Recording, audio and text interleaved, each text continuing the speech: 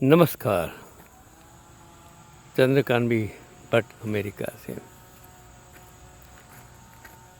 दुनिया में सबसे बड़ा जो उजाला देने वाली शक्ति है वो है सन सूर्य, और मैं हूँ बालार्क सूर्यपुत्र। और उस आदि युग से जो अंधेरे में जीने वाली प्रजा जब उस टाइम केरोसिन का उपयोग करती थी, ऑयल का उपयोग करती थी, मोमबत्ती का उपयोग करती थी, तब पूरे विश्व को जो उजाला देने वाला एक इंसान की बात मैं करता हूँ। 1896 में इलेक्ट्रिक बल्ब के महान आविष्कारक थॉमस एडिसन, आज एडिसन सिटी भी है, आप सब जानते हैं, उनके नाम से है। तो एक कार डिजाइन पर काम कर रहे थे जब उन्हें पता चला कि उनकी कंपनी के एक युवक ने एक प्रायोगिक कार बनाई है। और एडिसन की मुलाकात न्यूयॉर्क में एक कंपनी की पार्टी में हेनरी फोर्ड नामक युवक से हुई, और वे उसके गैसोलीन से चलने वाली कार के विचार से बहुत प्रभावित हुए। और एडिसन जो बिजली को एक शक्ति स्रोत के रूप में मानते थे, उसने उत्साहपूर्वक फोर्ड को प्रोत्साहित करते हुए कहा कि युवक, यही बात है, आपके पास यह है, मुझे लगता है कि आप कुछ कर रहे हैं, मैं आपको अपना काम जारी रखने के लिए प्रोत्साहित करता हूँ। और सम्मानित आविष्कारक से प्रोत्साहित होकर हेनरी फोर्ड ने अपना काम जारी रखा और अंततः एक ऐसी कार का आविष्कार किया जिसने उन्हें अमीर बना दिया। एक इंसान दूसरे इंसान को प्रोत्साहित करता है, उसकी स्किल को समझता है, तब आविष्कार होता है। और कभी कभी कोई इंसान तवंगर तो कोई अमीर बन जाता है, तो अमीर से तवंगर मतलब गरीब से तवंग जो मतलब अमीर बन जाता है, अमीर से गरीब बन जाता है। 9 दिसंबर 1914 को एडिसन की प्रयोगशाला और फैक्ट्री आग से नष्ट हो गई।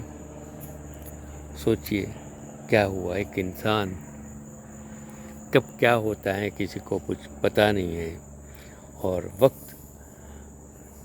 हर वक्त आपके साथ चलता नहीं है, समय समय के साथ चलता नहीं है, समय के साथ आप चल नहीं सकते हैं, आपके साथ समय नहीं चल सकता है। और समय के साथ हमको चलना कभी कभी मुश्किल भी हो जाता है। 67 साल की उम्र में क्षति बीमा के लिए कवर करने के लिए बहुत व्यापक थी। जो नुकसान हुआ था उसमें इंश्योरेंस कवर करना बहुत डिफिकल्ट था। राख ठंडी होने से पहले मतलब तो फैक्ट्री खत्म हो गई थी, और उस वक्त उसी फोर्ड ने एडिसन को $750,000 का एक चेक दिया। $750,000 का एक चेक दिया, जिसमें लिखा था कि ज़रूरत पड़ने पर एडिसन और भी ले सकते हैं। देखो, कब जो इंसान को आप मदद करते हो वो कब आपके साथ आकर खड़ा रह जाता है, वो भगवान से भी ऊपर है। भगवान कभी आपके साथ खड़ा नहीं रख सकता है, लेकिन इंसान वक्त आने पर आपके साथ खड़ा रह सकता है, वही आपके लिए भगवान है। 1916 में फोर्ड ने अपना घर एडिसन के बगल में फोर्ड ने अपना घर एडिसन के बगल में स्थानांतरित कर दिया। जब एडिसन को बाद में व्हीलचेयर तक सीमित कर दिया गया तो फोर्ड को भी व्हीलचेयर मिल गई ताकि वे एक दूसरे से दौड़ सकें। थॉमस एडिसन ने जीवन भर के लिए दोस्ती कायम करके हेनरी फोर्ड को खुद पर विश्वास दिलाया। तो यही तो जिंदगी है, यही तो ज़रूरत है, यही तो इंसानियत। और उससे आप क्या पाठ सीख सकते हैं कि दूसरों की सफलता से कभी ईर्ष्या न करें। यदि आप कोई दौड़ नहीं जीत सकते तो सामने वाले व्यक्ति को रिकॉर्ड तोड़ने में मदद करें। दूसरी मोमबत्ती जलाने से आपकी मोमबत्ती अपनी रोशनी नहीं खोती। हम एक दूसरे का समर्थन करने और उत्थान करने के लिए आपके पास उनसे ज़्यादा अच्छा उदाहरण कभी हो सकता नहीं। इसलिए आज भी दुनिया में एडिसन और फोर्ड महान हैं, हम महान नहीं हैं क्योंकि हम ईर्ष्या करते हैं, एक दूसरे को तोड़ने की कोशिश करते हैं। और मैंने अमेरिका में जर्सी सिटी में जो एक एसोसिएशन में जो काम किया और बाद में जो ईर्ष्या की वजह से जो हुआ, तब मुझे लगा कि हम भारत से आए ये लोग यहाँ भी ईर्ष्या, स्वार्थ, सत्ता, मुँह में इतने डूब गए हैं। और यही उस देश में पैदा हुए एडिसन और फोर्ड से हम कुछ सीख नहीं पाते हैं। दूसरी एक मैंने देखा,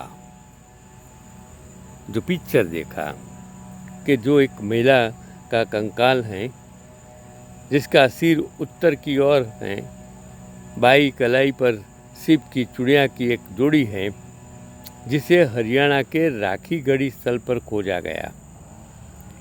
यह कम से कम 5000 वर्ष पुराना है और भारत के कुछ हिस्सों में हिंदू महिलाओं, विशेषकर विवाहित महिलाओं द्वारा सीप की चूड़ियाँ पहनना आज भी जारी है।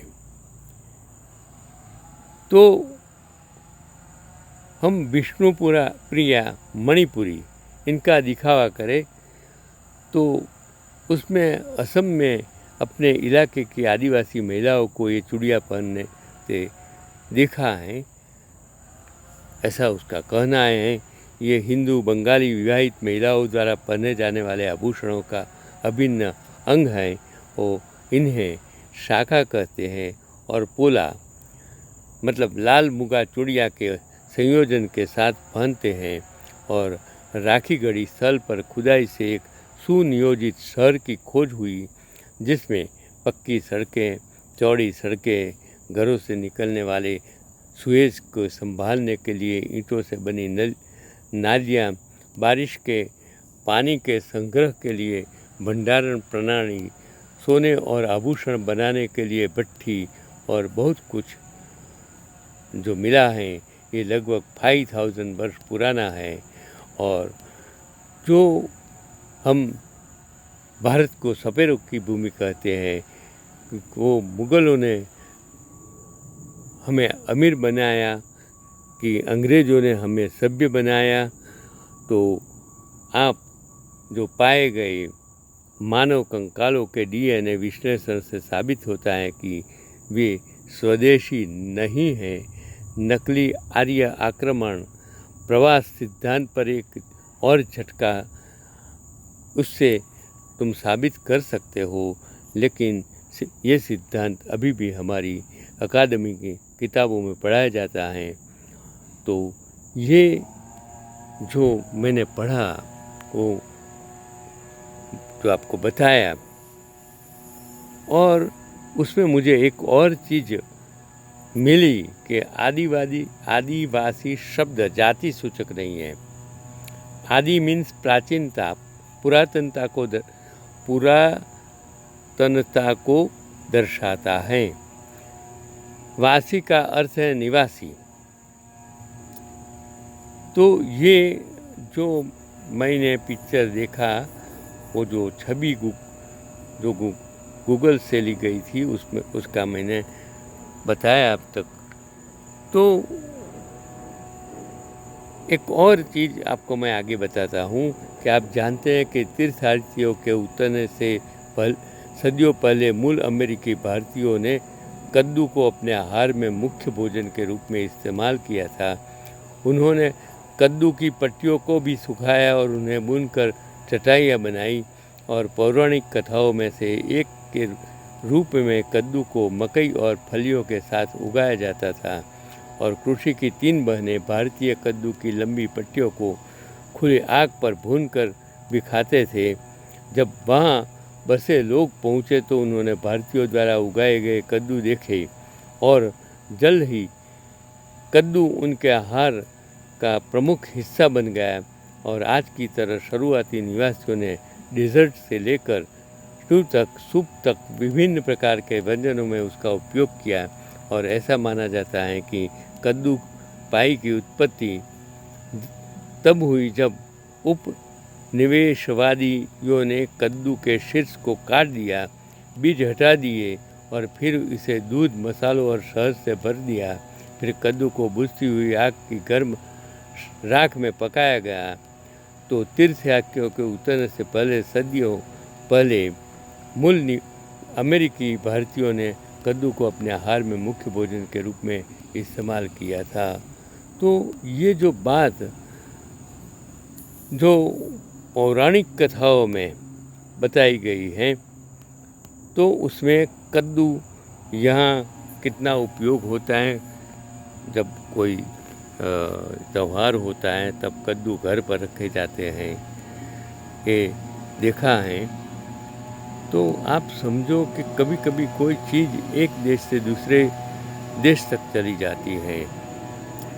तो एक और चीज़ मैं जो बताऊँ कि 5000 साल पहले पेरू के बेरेका में सुपे नदी घाट में स्थित केरल सभ्यता अमेरिका की सबसे पुरानी सभ्यता और दुनिया की सबसे पुरानी सभ्यताओं में से एक के रूप में उभरी।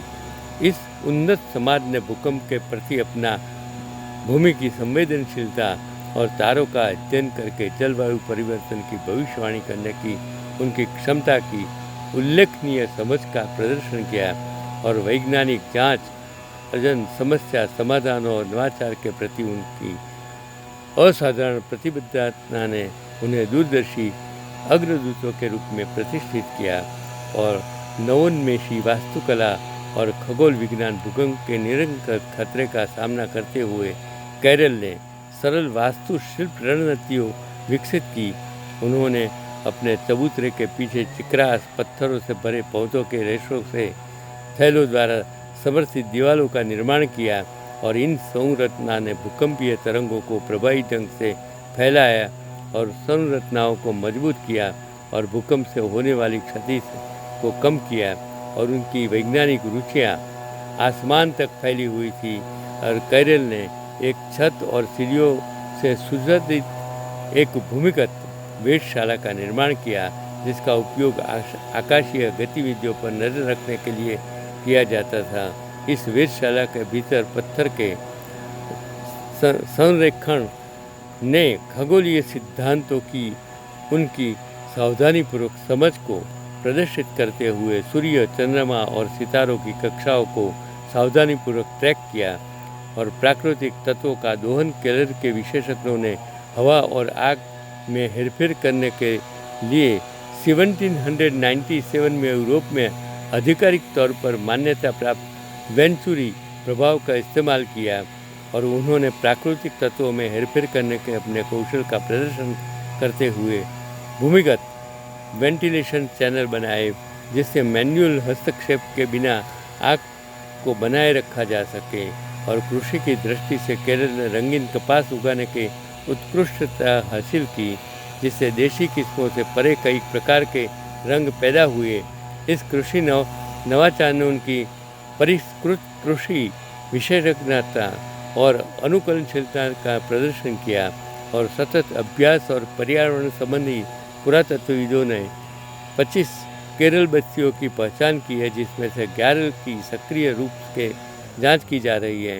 और केरल सभ्यता ने उन्नत पर्यावरण प्रबंधन तकनीकों को लागू किया, जैसे कि अमुना, जिसने नहरों के माध्यम से उच्च भूमि क्षेत्रों से वर्षा जल एकत्रित किया और विश्वसनीय जल स्रोत प्रदान किया करने के लिए नदियों का निर्माण किया।